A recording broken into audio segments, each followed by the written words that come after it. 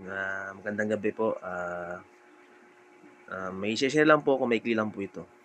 Dahil nga po tag-ulan po ngayon, uso po ngayon yung ang respiratory diseases sa mga hayop, especially sa baboy po. Ah, ito po, isang brand po 'to na gawa po ng Ecolmin po ang pangalan ng brand, manufactured by Bellman Laboratories. So, ano 'to, Philippine made po 'to. Dati po tayong galing diyan, sales. Noon po. So, ito naman, hindi ko lang alam kung kilala ng iba 'to, pero ito, sikat naman 'to, eh. Kumbaga sa ano yung subok na 'to, sa as expectorant siya or mucolytic agent ang trabaho po nito. Maganda po 'to isabay sa antibiotic. Sa antibiotic, 'pag nag-administer tayo antibiotic, nagagamot tayo ng may respiratory disease, sasabayan natin ng ganyan, ng Ecolmin para tunawin niya yung plema. So, madali niyang i-decongest o ilabas yung plema. So, mas mabilis gumaling. Kasi pagka hindi mo natunaw yung plema, matagal din gumaling. So, kahit nag-antibiotic ka, minsan hindi gumagaling, nagkakaroon dry cough. So, mas maganda nating sabayan ng Ecolmin para mas madali siya makahinga, may labas niya yung plema at madaling gumaling. So, ito, Ecolmin, gawa po ng Bellman Laboratories. So, ang component po niya, guaiacol, eucalyptol, plus camphor, and plus ether. So, Ecolmin is injectable po siya. So, kailangan po to administered with antibiotic. Ang respiratory antiseptic, ang ano po ng Ecolmin injectable ay ito nga po ang nakikita niyo sa screen ninyo. Respiratory antiseptic and expectorant. Yun nga, binanggit ko kanina, expectorant nga or mucolytic agent. So, relieves respiration. So, nare-relieve niya yung kung nahihirapan huminga, halimbawa parang sa tao kapag barado yung ilong mo, pag nare-relieve niya yung paghinga, yung respiration. So, increases respiratory fluidity and also decongest clogged passages sa kanyang decongest clogged passages, safe gamitin and only one of its kind in the market. So marami nga naman kasi sa market na may brand ng expectorant, pero sila lang ang merong ganyan ang component niya.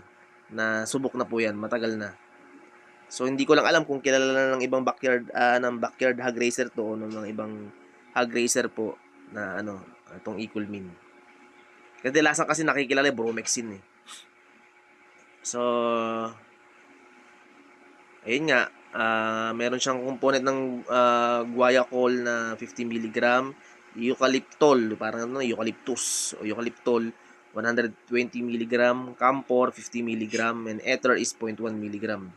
So, ang indication nito, ang Ecolmin is as expectorant, ayun, nabanggit ko na, as expectorant and antiseptic in pulmonary and respiratory diseases such as pneumonia, bronchitis, influenza, pertussis in large and small animals. So, use and dosage. Pagka large animals, halimbawa mga baka kalabaw, 15 to 30 ml kasabay ng antibiotic.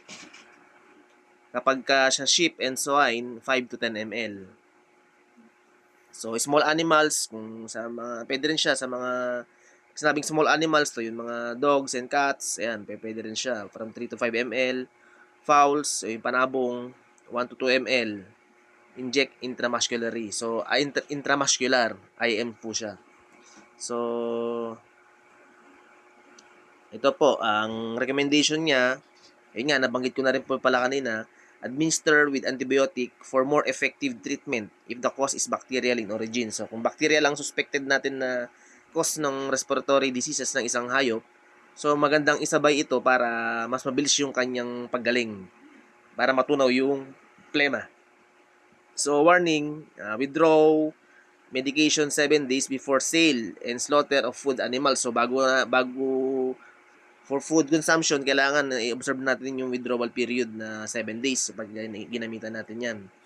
So, packaging niya, merong 5 ml, may 20 ml, may 100 ml. So, ito actually siguro available po ito sa VidaVet din, sa online, niya, or pwede rin sa, kung meron kayong prescribed ng inyong veterinarian, Available din siguro to sa mga mga agri and poultry supply. Meron din 'yan. Pero mas sure siguro kay VidaVet kasi supplier po siya ng ng ah, mga biologics about sa veterinary. So, yun lamang po at dahil tag-ulan ngayon kaya ko lang shinare po 'yan. So, sharing is caring. Yours truly, Genesis, Animal Science, licensed agriculturist. So, thank you and God bless.